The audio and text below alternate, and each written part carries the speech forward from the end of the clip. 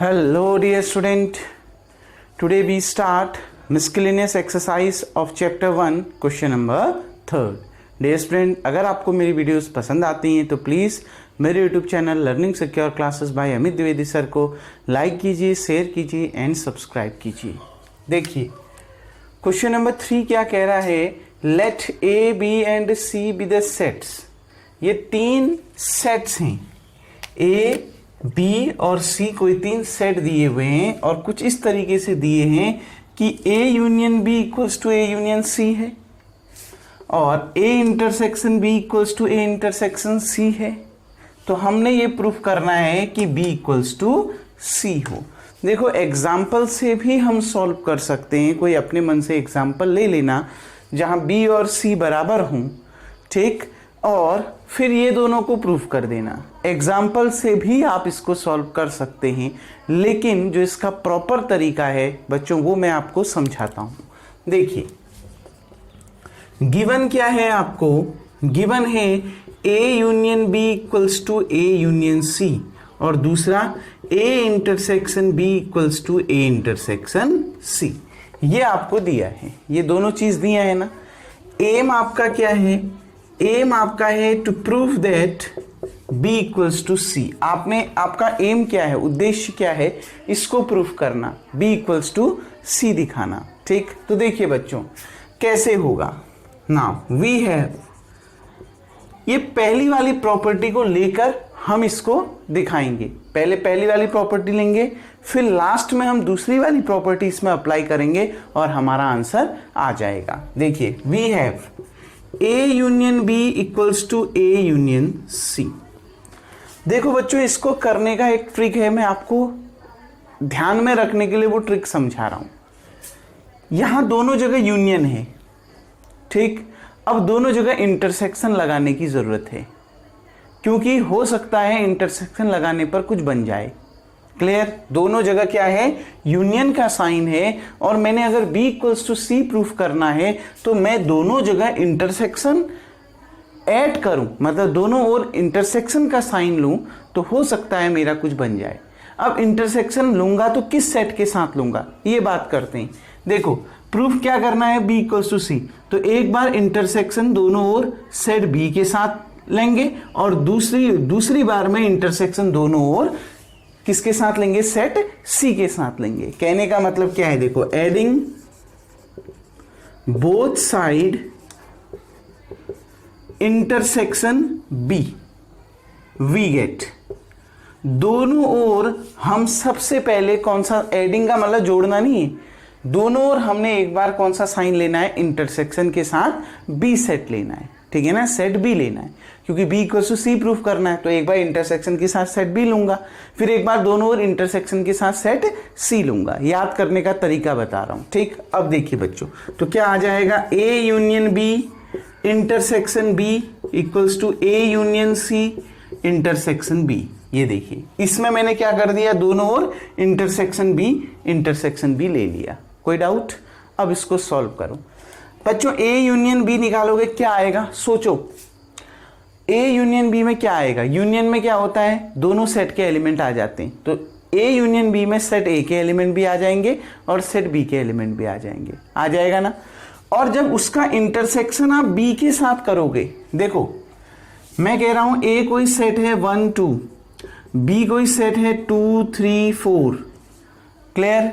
तो इन दोनों का यूनियन निकालो, कितना आ गया, 1 2 3 4। जो एक से ज्यादा बार एलिमेंट आता है उसको हम एक ही बार लिखते हैं सेट के अंदर, दोबारा रिपीट नहीं करते हैं। ए में भी आने वाला एलिमेंट, बी में भी आने वाले एलिमेंट इस सेट के अंदर आ गए।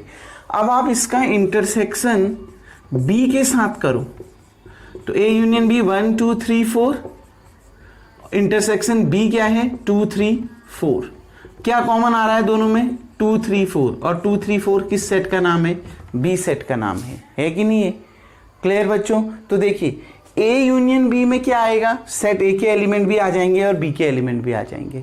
जब आप इसका इंटरसेक्शन बी के साथ करोगे, इंटरसेक्शन का मतलब है दोनों में कॉमन एलिमेंट।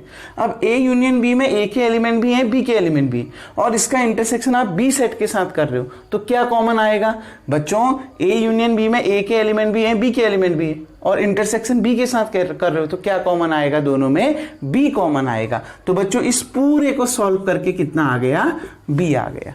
कैसे आया, समझ में आ गया ना। ए यूनियन बी करोगे तो ए सेट के एलिमेंट भी आ गए, बी सेट के एलिमेंट भी आ गए, उनका इंटरसेक्शन आप सेट बी के एलिमेंट के साथ कर रहे हो तो दोनों में कॉमन सेट बी के ही एलिमेंट आएंगे, यानी क्या आएगा, बी आएगा। इसमें डिस्ट्रीब्यूटिव प्रॉपर्टी लगाओ, बाय डिस्ट्रीब्यूटिव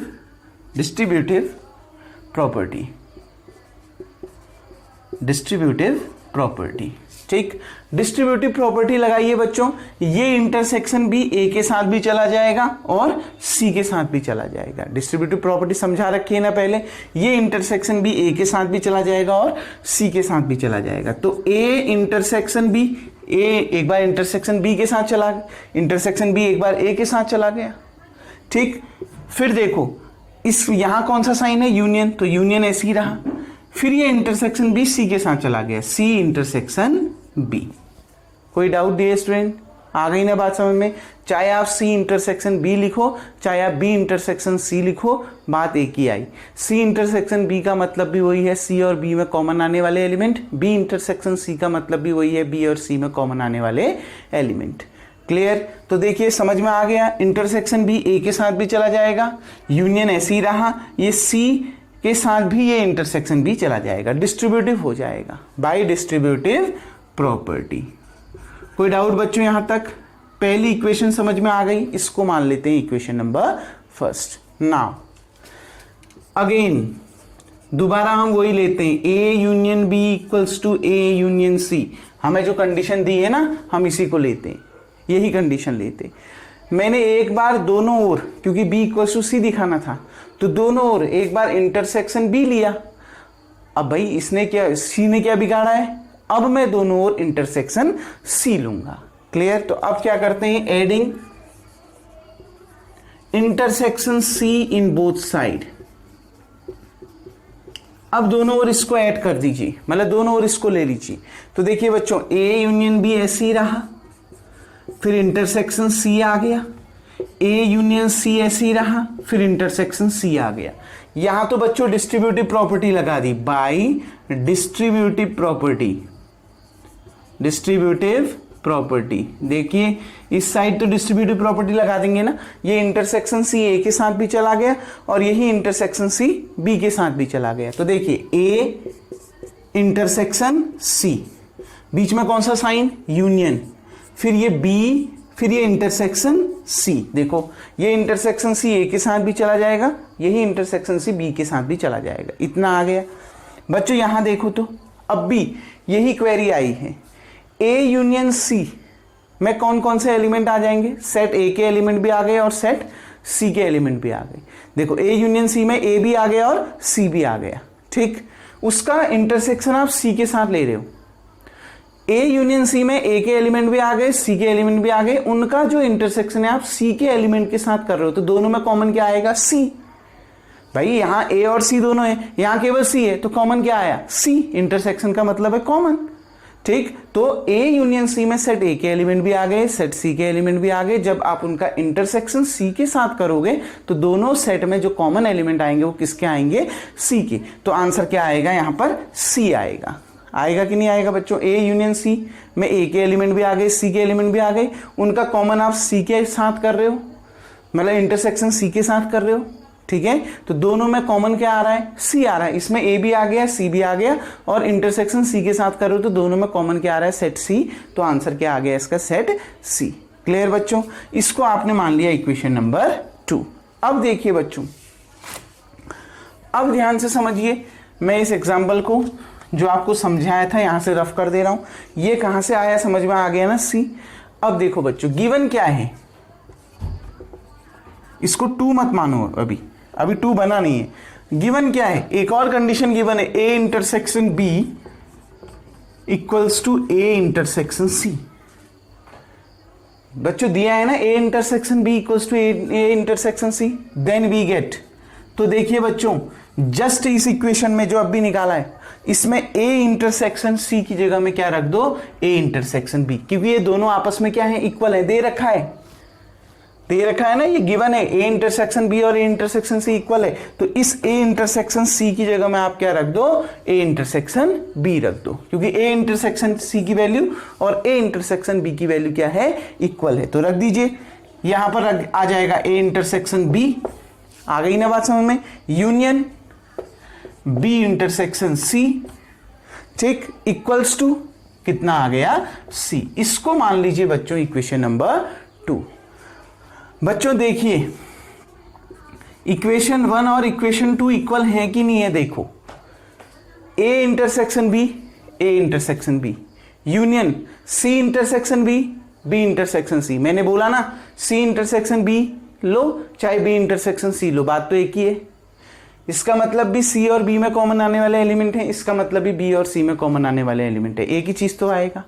क्लियर? तो देखिए A intersection B, A intersection B, union C intersection B, B intersection C, दोनों इक्वल है ना, आ गई ना बात समझ में। तो अगर ये दोनों इक्वेशन इक्वल आ गए तो क्या निकल के आ गया, बी इक्वल्स टू सी। कोई प्रॉब्लम? देखिए यहां पर देखिए, ये ए इंटरसेक्शन बी की वैल्यू यूनियन सी इंटर, या फिर एक काम करो, अगर इक्वल वाले में प्रॉब्लम आ रही है ना, इक्वेशन 2 की वैल्यू इक्वेशन 1 में पुट कर दो। ये ऐसा भी तो कर सकते हो, अगर आपको इक्वेशन इक्वल रखने में दिक्कत आ रही है। वैसे तो नहीं आनी चाहिए, अब तो आप हायर क्लास में पहुंच गए हैं, आपको पता जो होना चाहिए ये दोनों इक्वेशन इक्वल आ रही हैं, क्योंकि देखो ये साइड और ये इक्वल आ रहा है, आ गई ना बात में। और वैसे ऐसे भी कर सकते हो, put value of equation 2 in equation 1। देखिए ये तो ऐसे ही रहा, बी इक्वल्स टू इक्वेशन 2 की वैल्यू इक्वेशन 1 में पुट करो। इक्वेशन 2 में किसकी value, A intersection B union B intersection C की वैल्यू कितनी है, सी, मतलब A intersection B union C intersection B की वैल्यू कितनी है, सी है कि नहीं है। तो इसकी जगह में क्या आ जाएगा, सी आ जाएगा। तो क्या प्रूफ हो गया, बी इक्वल्स टू सी। यही आपने क्या करना था बच्चों, प्रूफ करना था। कोई प्रॉब्लम? इसकी वैल्यू उठा के इस इक्वेशन में रख दी तो इसकी जगह में क्या आ गया, सी, तो b इक्वल्स टू कितना आ गया, c आ गया। यही आपने प्रूफ करना था। कोई प्रॉब्लम बच्चों? बहुत इजी सॉल्यूशन है, बस ये ध्यान रखना है, अगर ये दोनों जगह यूनियन है तो अब इंटरसेक्शन लेना पड़ेगा। अब इंटरसेक्शन के साथ कौन सा सेट लूं, जो प्रूफ करना है, एक बार b को लो, ठीक है, और दूसरी बार सेट c को लो, ठीक है ना। दूसरी बार जैसे देखो, पहली बार मैंने adding both side intersection B करा, दूसरी बार एडिंग इंटरसेक्शन सी करा, दोनों ओर। क्लियर बच्चों? दोनों को सॉल्व किया, लास्ट में मुझे दिया है A intersection B equals to A intersection C है, तो मैंने यहां ए इंटरसेक्शन सी की जगह में ए इंटरसेक्शन बी रख दिया, तो ये इक्वेशन 2 मिल गई। इक्वेशन 2 की वैल्यू मैंने इक्वेशन 1 में रख दी, तो b इक्वल्स टू, इसकी वैल्यू कितनी आ गई इक्वेशन 2 से, c, तो क्या निकल के आ गया, b इक्वल्स टू c। कोई डाउट बच्चों? तो हेंस प्रूव्ड। तो यही आपका इसका क्या था बच्चों, सॉल्यूशन था। उम्मीद करता हूं बच्चों आपको ये क्वेश्चन समझ में आ गया होगा। वीडियो को पॉज करके आप इतना उतार लेंगे। नाउ डियर स्टूडेंट, अब हम बढ़ते हैं क्वेश्चन नंबर 4 की ओर। क्वेश्चन नंबर 4 आपसे क्या कह रहा है, so that following 4 conditions are equivalent. हमने दिखाना है कि ये जो नीचे 4 कंडीशंस दी है वो इक्विवेलेंट हैं, मतलब जिसके बराबर दे रखी है उसी के बराबर हैं। आ गई ना बात समझ में? ठीक, ए बी का सबसेट है, ए माइनस बी फाई है, ए यूनियन बी बी है, और ए इंटरसेक्शन बी ए है। हम इसको प्रूफ कैसे करेंगे, इसमें से एक कंडीशन हम मान के चलेंगे कि वो ट्रू है, कौन सी, A is a subset of B, तभी जाके आप इसको दिखा सकते हैं, वरना नहीं। क्लियर? इसमें हम एक कंडीशन मान के चलेंगे कि A is a subset of B. Clear बच्चों? तो हम इसको एग्जाम्पल लेके बनाते हैं, क्योंकि एग्जाम्पल लेके बनाओगे तो बहुत इजी से आपका ये सॉल्व हो जाएगा। क्लियर? क्वेश्चनों को एग्जाम्पल लेके आप बना सकते हैं, ये आपकी मर्जी है, ठीक है। अगर आपको एग्जाम्पल से क्वेश्चन समझ में आ रहे हैं तो आप एग्जाम्पल से भी क्वेश्चन को बना सकते हैं, ठीक। तो देखिए बच्चों, लेट ए इक्वल्स टू, मैं कोई सेट लेता हूं 1 2, और b इक्वल्स टू मैं सेट लेता हूं 1 2 3 4। अब मैंने ऐसे ही क्यों लिया, क्योंकि मैंने कहा कि मैं ये मान के चल रहा हूं कि पहली कंडीशन सेटिस्फाइड है, उसके बाद ही मैं दूसरी कंडीशन निकाल रहा हूं। आ गई ना बात समझ में? ये मान के चल रहा हूं कि पहली कंडीशन क्या है, सेटिस्फाइड है। क्लियर बच्चों? कुछ भी एग्जाम्पल लीजिए, लो 4 5, तो अब यहां पर मैंने फिर एग्जाम्पल बदलना पड़ेगा, 4 5 6 7, लो कोई भी एग्जाम्पल लो। क्लियर? देखो मैं ये कंडीशन मान के चलूंगा कि पहली कंडीशन सेटिस्फाइड है।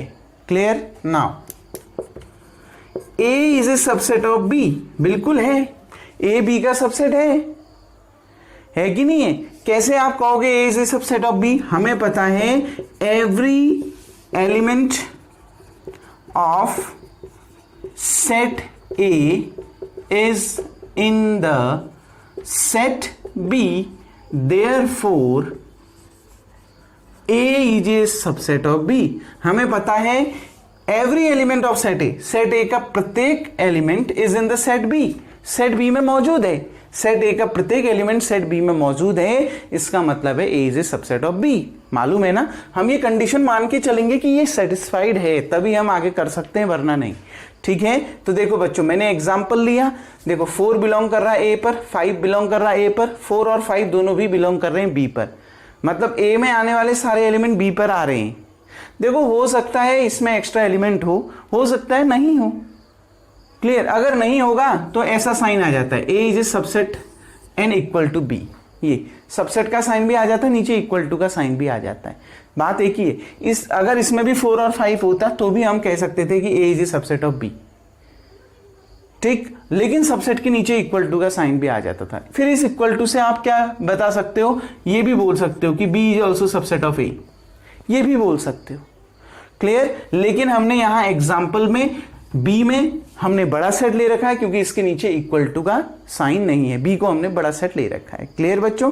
इक्वल एलिमेंट भी हो सकते हैं, बस उसमें सबसेट के नीचे पे इक्वल टू का साइन भी आ जाएगा। क्लियर? तो देखिए A is a subset of B, क्योंकि every element of set A is also in the set B, it's mean A is a subset of B. Clear? अब मैं निकालता हूं A minus B। देखो A कितना है 4 5, B कितना है 4 5 6 7। मेन रोल किसका होगा? जो पहले लिखा है, क्या? A। तो माइनस डिफरेंसेस कैसे निकालते हैं? जो दोनों में कॉमन है वो कैंसिल हो गए, 4 और 5 दोनों में कॉमन है, कैंसिल हो गए। अब जो कैंसिल हो गए उसके अलावा सेट A में कितने एलिमेंट बच गए? क्योंकि मेन रोल सेट A का है, क्यों? क्योंकि उसको पहले लिखा गया है। अगर B माइनस A करता तो मेन रोल किसका होता? B का होता। क्लियर? तो देखिए बच्चों 4 और 5 दोनों में कॉमन है, वो कैंसिल हो गए। अब जो कैंसिल हो गए उसके अलावा सेट A में कितने एलिमेंट बच गए? कुछ बचा? नहीं बचा, तो कितना आएगा? 5। बच्चों सेट A में 2 ही एलिमेंट है 4 और 5, वो कैंसिल हो गए क्योंकि वो दोनों सेट में कॉमन है, तो वो कैंसिल हो गए। ठीक, डिफरेंसेस ऐसे ही तो निकालते हैं, वो कैंसिल हो गए। अब उसके अलावा सेट A में कितने एलिमेंट बच गए? देखो 4 और 5 2 ही तो एलिमेंट हैं सेट A में, वो कैंसिल हो गए, तो अब कुछ भी नहीं बचा, तो क्या आ गया? 5। या फिर इसको ऐसे भी लिख सकते हैं, ब्रैकेट के अंदर कुछ नहीं आएगा, सेट के अंदर कुछ नहीं आएगा, या तो 5 लिखो या तो ये लिखो। ठीक, अब देखिए A यूनियन B निकालते हैं।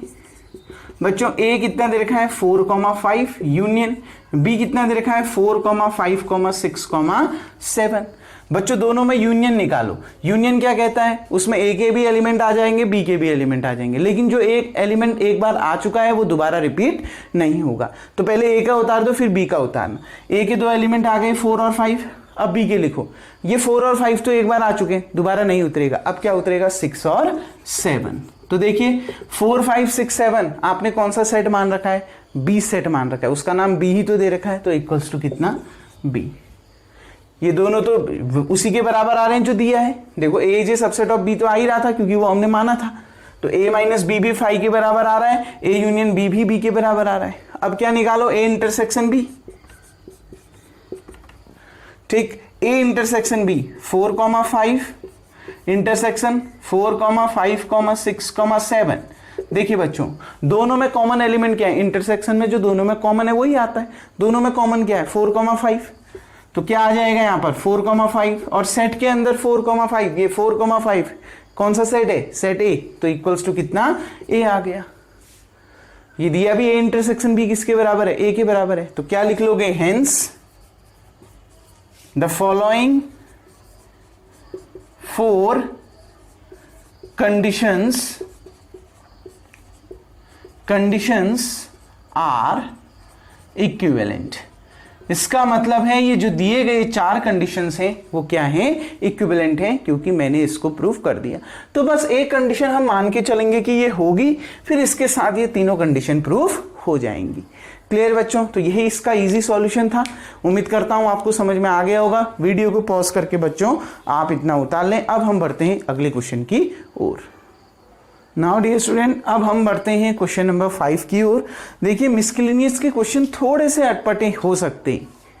क्लियर? मिससेलेनियस के क्वेश्चन जो हैं थोड़े से अटपटे हो सकते हैं, लेकिन आपको आने चाहिए। देखो इसको आप एग्जाम्पल लेके भी बना सकते हैं। एग्जाम्पल लेके भी अगर आप बनाएंगे तो आपको कोई प्रॉब्लम नहीं होनी चाहिए, बिल्कुल आपका सॉल्यूशन सही माना जाएगा। जैसे कोई एग्जाम्पल लो, लेकिन उसमें क्या होना चाहिए, हमें दिखाना है यदि A is a subset of B, A B का सबसेट है, ठीक है ना, A B का क्या है, सबसेट है, तो जो C माइनस B है वो भी C माइनस A का सबसेट होना चाहिए।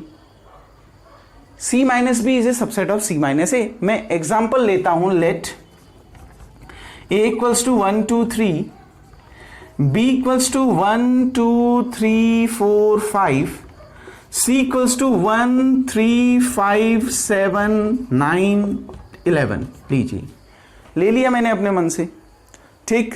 अब देखिए, ले लिया अपने मन से, एग्जाम्पल ले लिए, ठीक है, आपकी मर्जी है, आप कैसे भी एग्जाम्पल ले सकते हैं। देखो बच्चों यहां पर ध्यान से देखिए, दिया क्या है, A is a subset of B, बिल्कुल है।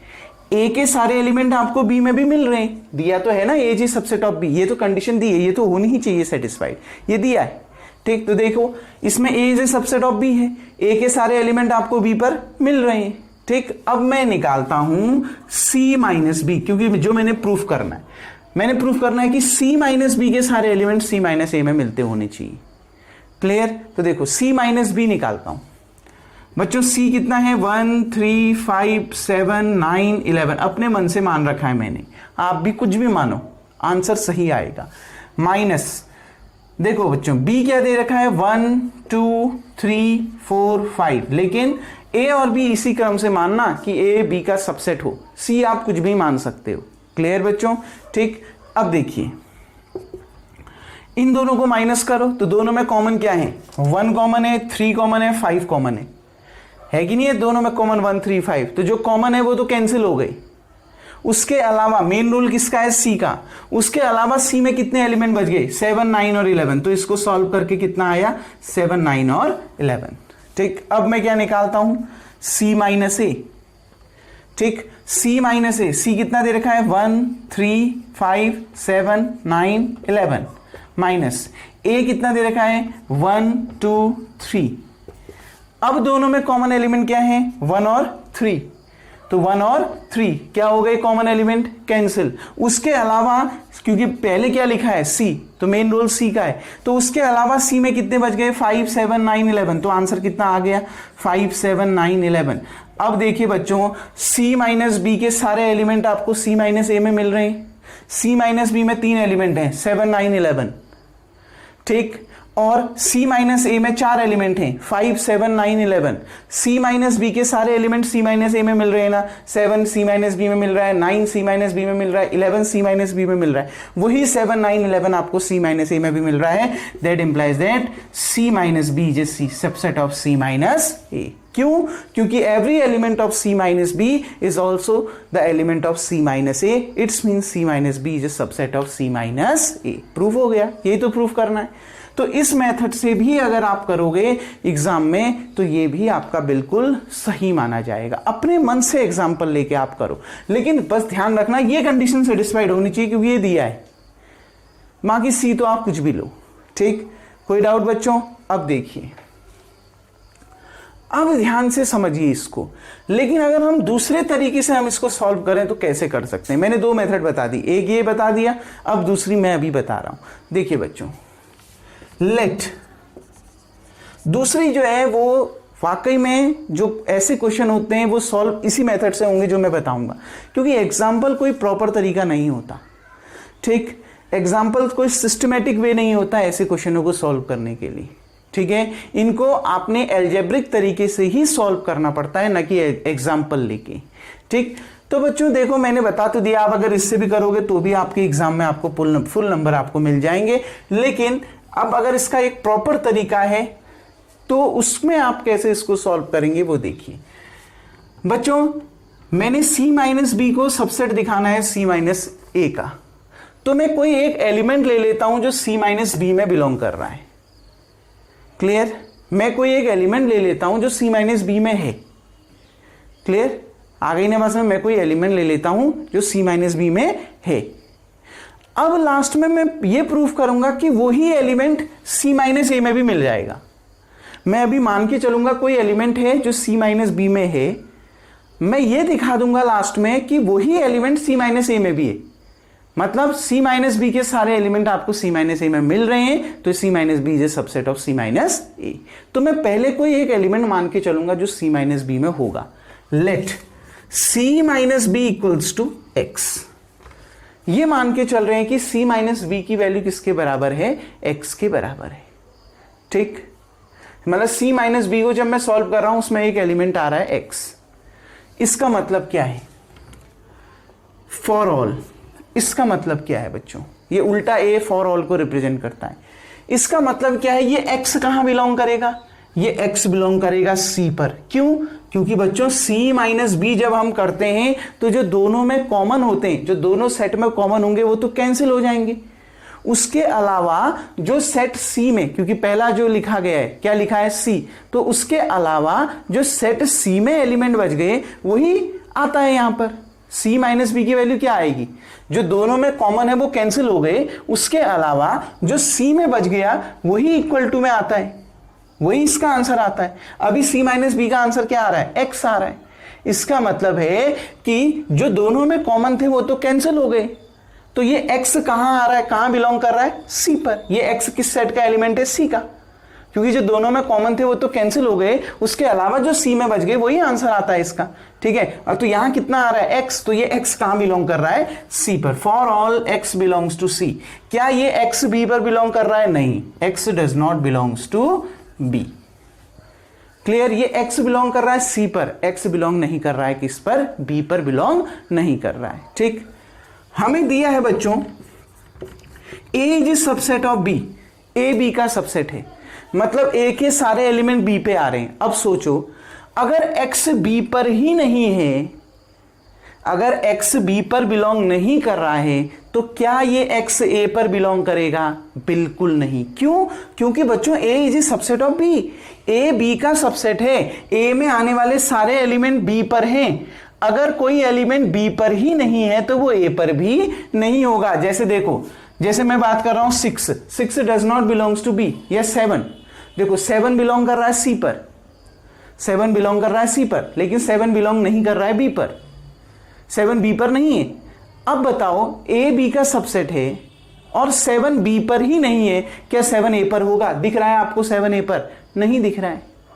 आ गई ना बात में? क्लियर? तो वही मैं भी कह रहा हूं। देखो A B का सबसेट है और कोई एलिमेंट x है जो B पर ही नहीं है, इस सेट पर ही नहीं है, जो सुपर सेट है, जो बड़ा सेट है इन दोनों में से, x उस पर ही नहीं है, तो x क्या A पर होगा? नहीं। That implies that x does not belongs to A but x belongs to C।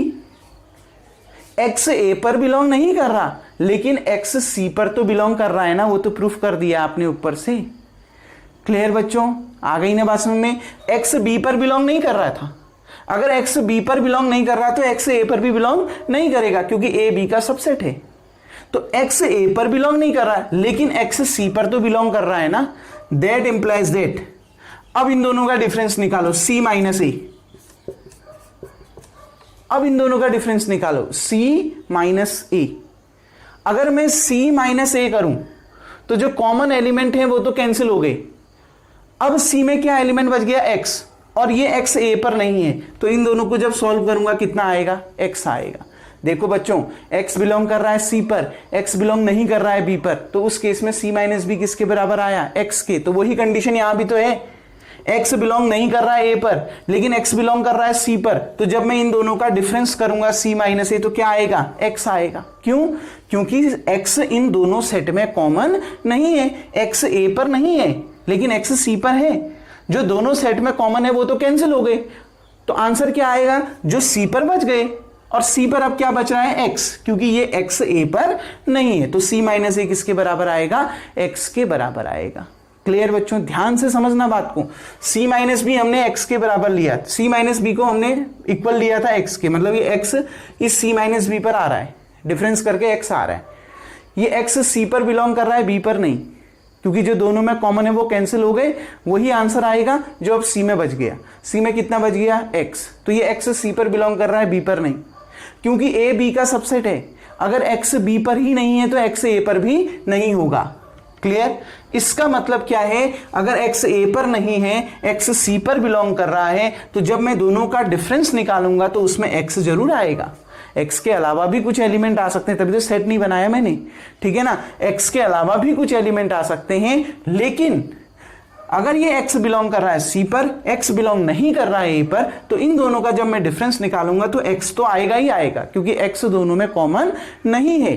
ठीक, अब देखिए बच्चों, हेंस ध्यान से समझिए, c माइनस बी, एक्स कहां आ रहा था, c माइनस बी पर, तो वही x कहां आ गया, c माइनस ए पर। मतलब c माइनस बी के सारे एलिमेंट कहां आ रहे हैं, c माइनस ए पर आ रहे हैं कि नहीं। देखो x मैंने माना था c माइनस बी पर है, तो वही x कहां आ गया, c माइनस ए में भी आ गया। इसका मतलब है c माइनस बी के सारे एलिमेंट आपको कहां मिल रहे हैं, c माइनस ए पर मिल रहे हैं। Hence c minus B is a subset of c minus A. ऐसा क्यों, बिकॉज यहीं पर लिख लेता हूं, देखो, that implies that c minus b equals to c minus a equals to x। ये तीनों बराबर हो गए ना आपस में, ये भी x के बराबर, ये भी x के बराबर। इसका मतलब है c माइनस बी के सारे एलिमेंट आपको c माइनस ए में मिल रहे हैं। पहले x बिलोंग कर रहा था c माइनस बी पर, अब यही x बिलोंग कर रहा है c माइनस ए पर। इसका मतलब है c माइनस बी के सारे एलिमेंट आपको c माइनस ए पर मिल रहे हैं। तो यही आपका प्रूफ हो गया। प्रूफ इतना ही छोटा है, लेकिन समझना है। अब अगर आपको ये टफ लगता है तो आप एग्जाम्पल लेके इसको सॉल्व कर सकते हैं, लेकिन प्रॉपर तरीका यही होता है बच्चों किसी भी ऐसे क्वेश्चनों को सॉल्व करने का। अगर c minus B equals to X है, इसका मतलब है ये x c पर बिलोंग करता है, b पर नहीं।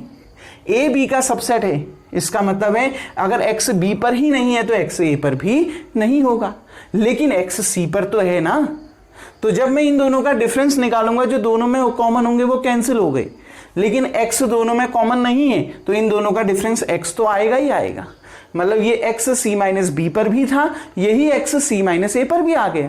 इसका मतलब है c माइनस बी के सारे एलिमेंट आपको c माइनस ए पर मिल रहे हैं। इसका मतलब है c minus B is a subset of c minus A. तो यही इसका क्या होगा बच्चों, सॉल्यूशन होगा। बच्चों उम्मीद करता हूं आपको ये क्वेश्चन नंबर 5 भी समझ में आ गया होगा। डियर स्टूडेंट, रिमेनिंग क्वेश्चन इस एक्सरसाइज के हम नेक्स्ट वीडियो में देखेंगे। तब तक के लिए थैंक यू। आज का वर्क आपका यही होगा, वीडियो को पॉज करके बच्चों आप इतना उतार लेंगे।